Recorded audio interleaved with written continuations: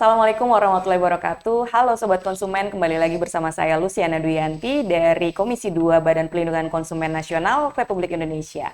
Ya, yang pastinya kembali lagi bersama saya dalam podcast Konsumen Bicara yang saya akan hadirkan para ahli di bidang perlindungan konsumen. Siapa dia? Penasaran? Kita lihat dulu biografinya di bawah ini ya.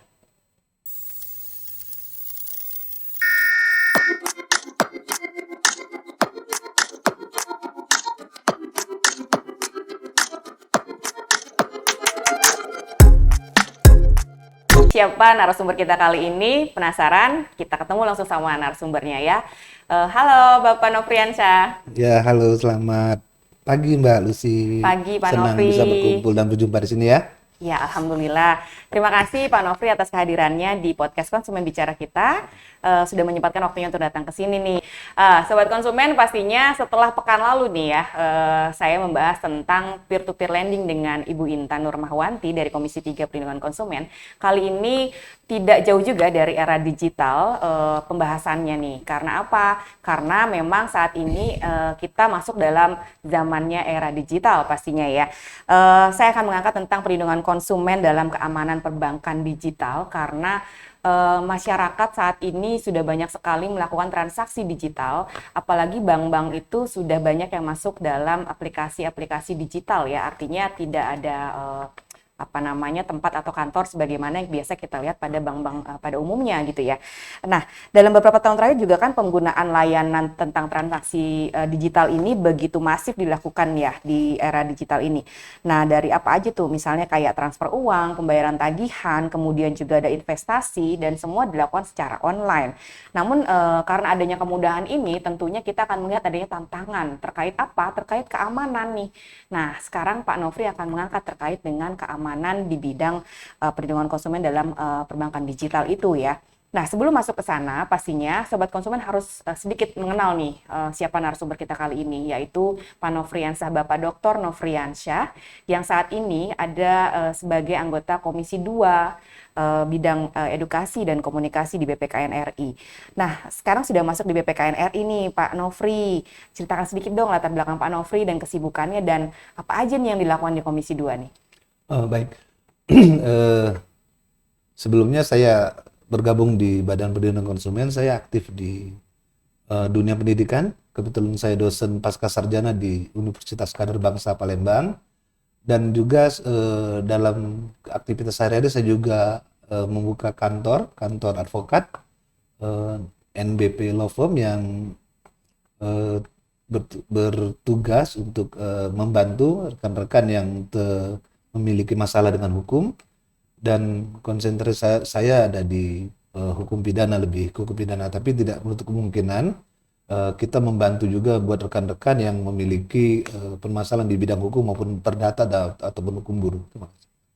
Ya, kembali lagi nih Pak, ini kita masuk ke tema ya Pak ya. Ternyata kan masyarakat saat ini nih kan kita sudah masuk di era digital, jadi semua itu benar-benar dapat dilakukan atau diakomodir secara online, apalagi perbankan digital ini nih Pak nih.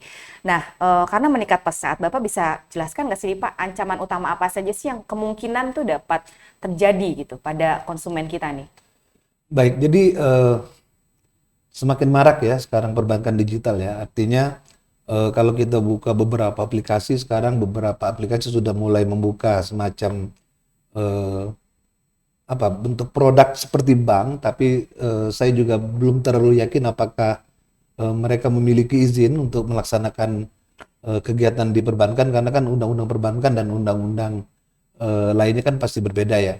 Nah, yang menjadi kekhawatiran kita adalah karena semua proses kegiatan itu dilakukan melalui digital, artinya ada beberapa hal yang saya pikir itu cukup merugikan konsumen ya. Misalnya masalah penipuan online atau tentang malware yang sekarang banyak di dunia perbankan, dan juga terkait dengan penipuan-penipuan lain dan keamanan uang nasabah, karena digital itu kita tidak pernah melihat bentuk beda dengan perbankan umum. Misalnya kita store duit atau segala macam, ini kan nggak dari digital ke digital ya. Menurut saya cukup diwaspadai terhadap hal ini, sehingga hak konsumen atau perlindungan konsumen untuk melakukan aktivitas di digital perbankan itu bisa dilindungi.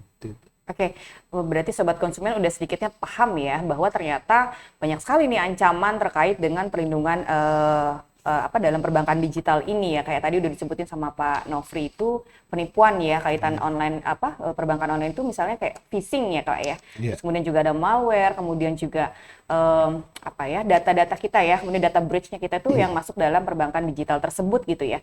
Nah, kan ini udah ada ancaman nih Pak nih. Kira-kira kalau sobat konsumen ingin mengetahui lebih lanjut nih ya, sistem hukum di Indonesia itu punya peranan penting dong pastinya ya terkait dengan ancaman ini. Mungkin bisa dikasih tahu nggak sih Pak kaitannya dengan itu dan kemudian menghadapi tantangan ini seperti apa?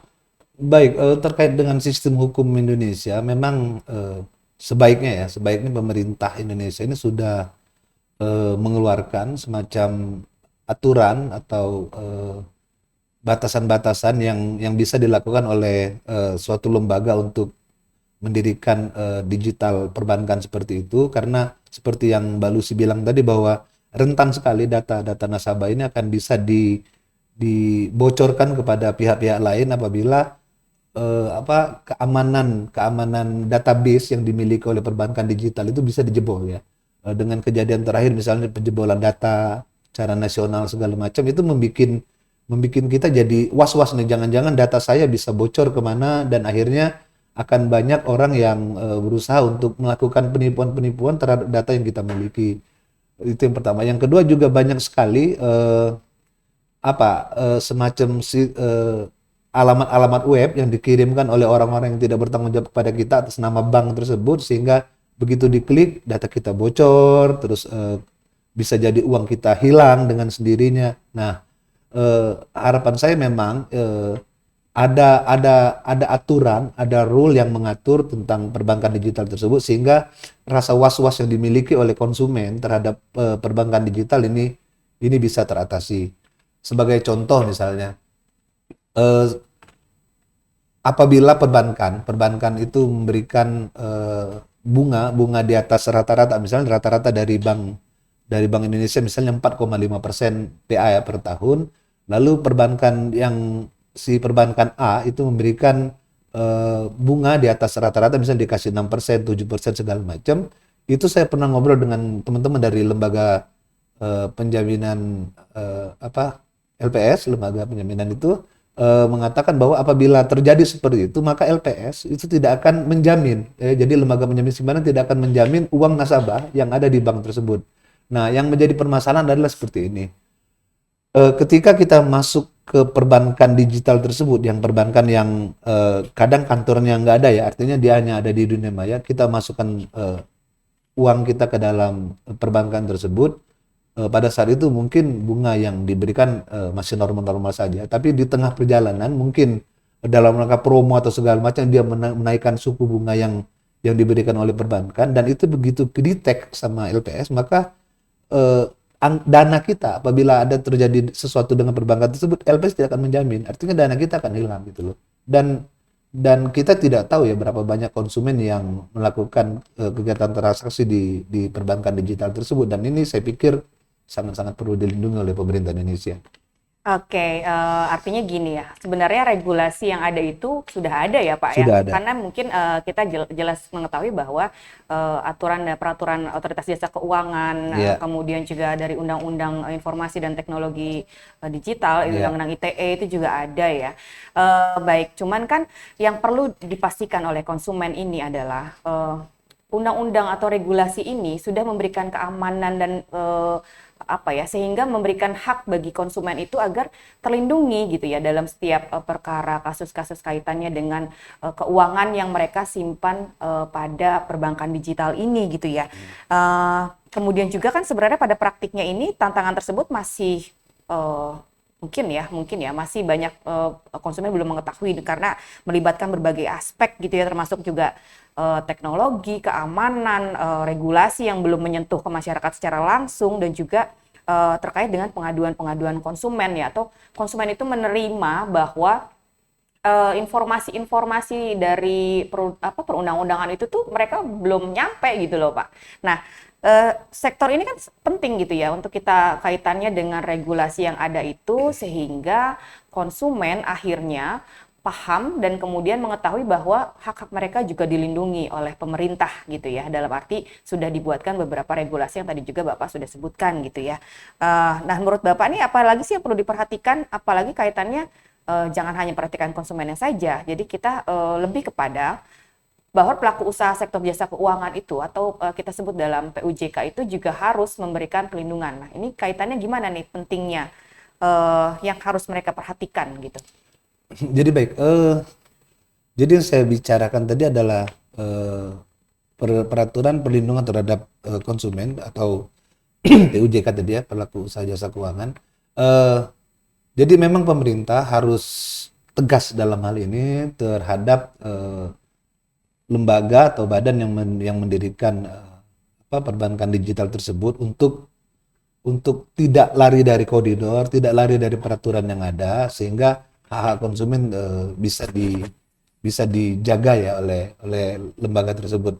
Karena ya mungkin dalam rangka mereka menarik minat nasabah untuk banyak masuk ke lembaga perbankan mereka, akhirnya mereka melakukan hal-hal yang mungkin itu melanggar aturan yang ada, seperti saya bilang tadi, misalnya dia menaikkan suku bunga atau segala macam, atau memberikan kegiatan-kegiatan yang melanggar aturan-aturan yang ditetapkan oleh hukum Indonesia terkait dengan misalnya penjaminan simpanan konsumen gitu.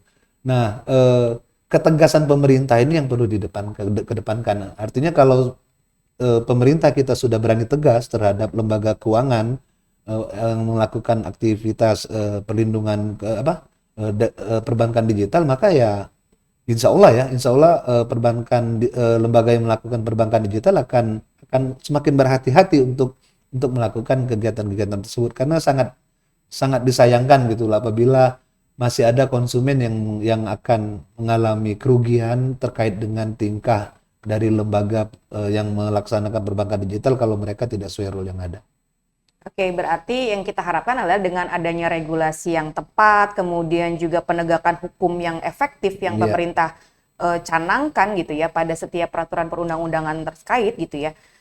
Terus kemudian juga kita harapkan adanya kerjasama dari para pihak yang berwenang gitu ya, dan industri perbankan ini kan gitu luas gitu. Jadi kan banyak sekali pihak-pihak terkait yang juga berwenang untuk mengatur gitu ya.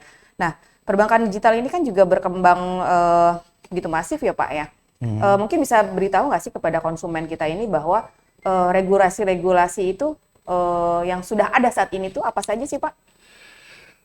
Baik, jadi kalau saya berbicaranya terkait dengan perlindungan konsumen ya. Jadi di undang-undang yang sudah ada, undang-undang di 899 tentang perlindungan konsumen kan sudah sangat tegas ya bahwa negara ini melindungi secara penuh kepentingan konsumen terhadap pelaku usaha. Ya, artinya Badan Perlindungan Konsumen Nasional yang dibentuk berdasarkan Undang-Undang 899 tersebut artinya akan mengawal secara penuh terhadap konsumen yang apabila mendapat perlakuan tidak baik dari pelaku usaha dalam sektor jasa keuangan atau perbankan digital, sehingga keinginan atau konsumen dalam rangka menyimpan dana mereka di perbankan digital akan mendapatkan rasa aman, dan perbankan digital juga mendapat kepercayaan dari masyarakat, sehingga tujuan pemerintah itu kan salah satunya adalah meningkatkan perekonomian ya, perekonomian masyarakat. Nah, salah satunya saya lihat di sana adalah kalau masyarakat sudah bisa menabung, artinya kan tingkat ekonomi masyarakat sudah cukup bagus gitu loh. Jadi kalau keinginan mereka untuk menabung dalam rangka menyimpan dananya, tapi mereka masih tetap dihantui oleh perasaan was-was terhadap perbankan digital, ya saya pikir pemerintah ya tadi harus lebih sangat tegas ya untuk menindak pelaku usaha perbankan digital yang coba-coba main-main dengan aturan-aturan yang ada. Iya, Jadi meskipun saat ini regulasinya itu sudah ada dan juga artinya sudah sedikitnya memberikan dasar hukum untuk melindungi konsumen, tapi tidak bisa dihindari juga ya bahwa ternyata banyak sekali tantangan dan perkembangan yang cepat gitu di era digital kali ini ya Pak. Ya, jadi ada perubahan atau pembaharuan dari waktu ke waktu gitu ya. Iya. Yang kita harapkan itu kan adanya sinergi ya. Regulasi kan, sedangkan regulasi itu tidak bisa berubah dengan cepat gitu kan, maksimal lebih dari 5 tahun lah regulasi itu kemudian bisa direvisi gitu ya. Yang kita harapkan saat ini kan tentunya adanya penyelenggaraan bank digital yang aman, kemudian nyaman dan kita juga berharap gitu kontribusi ini terhadap ekosistem saat ini gitu Pak. Menurut Bapak tuh gimana tuh Pak caranya Pak? Apa sinergi yang bisa dilakukan nih? Sinergi yang bisa dilakukan antara yang dilakukan pemerintah ya dalam hal ini Iya, terhadap hak konsumen ya itu tadi Mbak. Saya pikir pemerintah harus melalui lembaga-lembaga kayak lembaga OJK, Otoritas Jasa Keuangan, terus LPS, terus lembaga-lembaga lain dan rekan-rekan dari lembaga-lembaga non pemerintahan misalnya dari lembaga perlindungan konsumen yang lain itu harus bersama-sama mengawasi perbankan-perbankan digital yang semakin menjamur di Indonesia ini agar itu tujuan utamanya adalah agar hak-hak konsumen itu tidak terlanggarkan oleh peraturan perundangan yang ada gitu loh. Dan saya pikir juga peraturan perundangan kan bisa berubah dinamis ya. Artinya ketika dibutuhkan pemerintah saya pikir bisa membuat peraturan perundangan secara cepat gitu. Artinya rasa kekhawatiran masyarakat apabila melihat dari sudut undang-undang tersebut ternyata banyak merugikan konsumen, saya pikir bisalah meminta kepada lembaga-lembaga terkait untuk melakukan perbaikan terhadap peraturan perundangan yang ada sehingga hak-hak konsumen itu bisa sangat dilindungi oleh negara ini.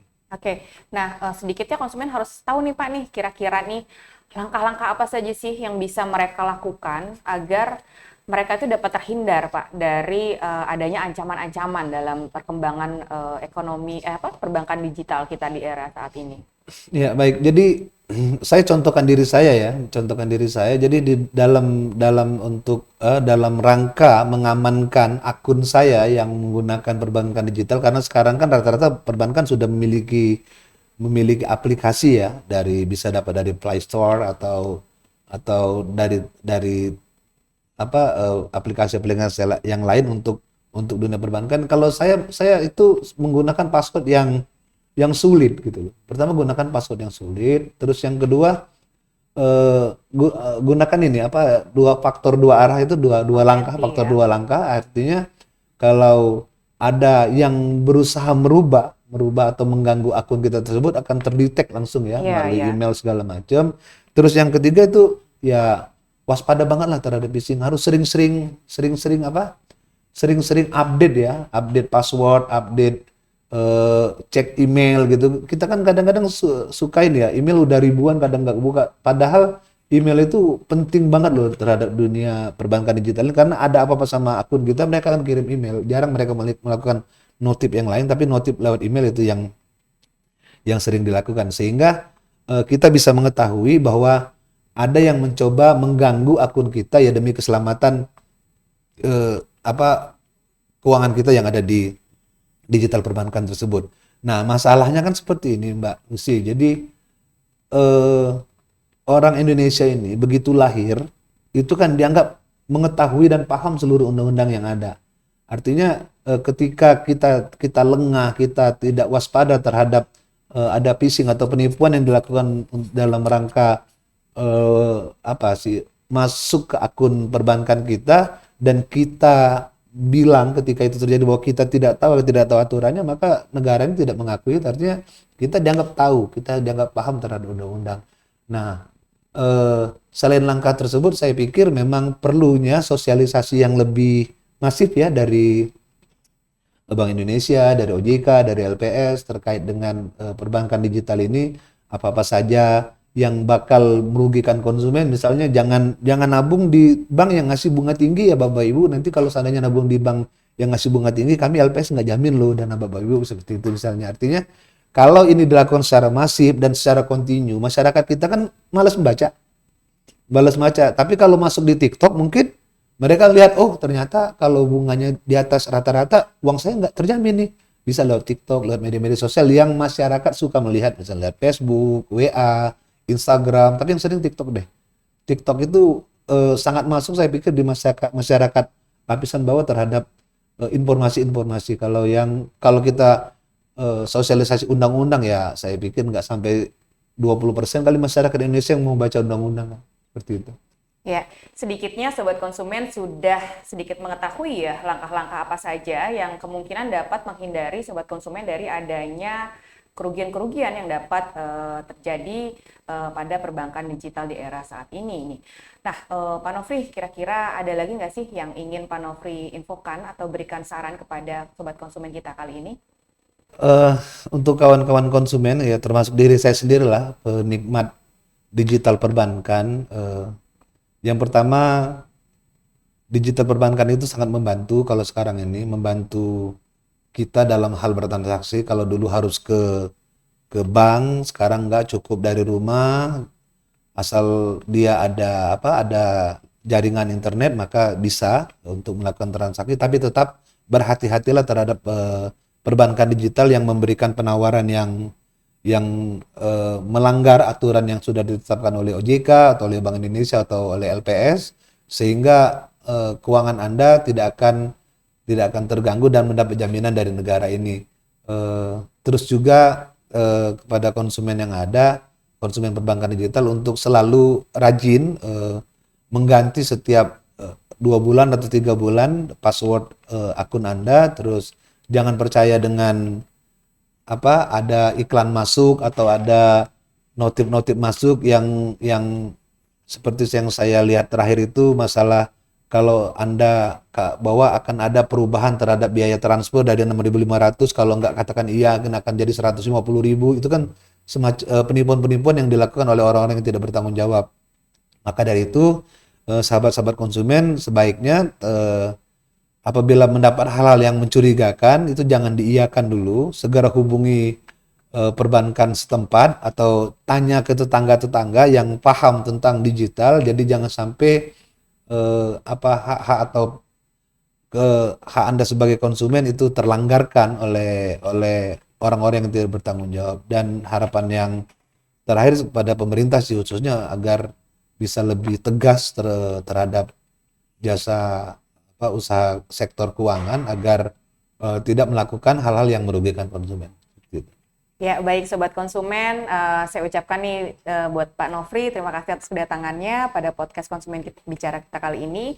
Pastinya Sobat Konsumen, terima kasih telah menonton sampai dengan detik terakhir kali ini dalam episode dengan tema perlindungan konsumen dalam keamanan perbankan digital bersama Bapak Dr. Nofriansyah. Pastinya jangan lupa saksikan episode selanjutnya pada podcast Konsumen Bicara kita yang diselenggarakan oleh Badan Perlindungan Konsumen Nasional Republik Indonesia bersama saya Luciana Duyanti dari Komisi 2 BPKN RI. Jangan lupa untuk like dan subscribe YouTube kita di BPKN RI, kemudian juga follow akun-akun Instagram, Facebook, dan juga TikTok BPKN RI ya. Baik, bersama-sama Pak Nofriansyah, kita pamit undur Pak. Terima kasih telah menonton podcast Konsumen Bicara dan salam konsumen berdaya.